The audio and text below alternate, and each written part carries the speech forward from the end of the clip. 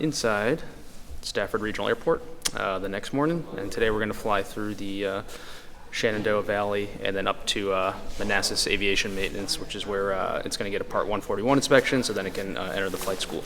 But this will be the airport where it'll be and where I'll be taking lessons.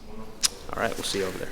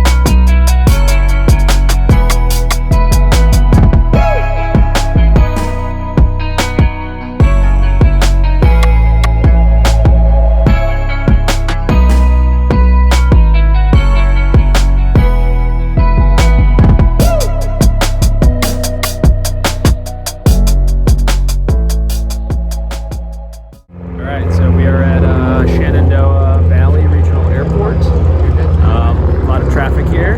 Oh, there's Garna's right behind me, taking some pictures with a real camera, not a cell phone. There's actually a jet there, 737, so it's really long, 6,000 foot runway.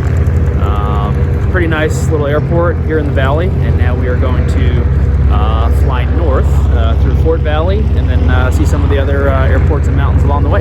So I hope you enjoy the ride.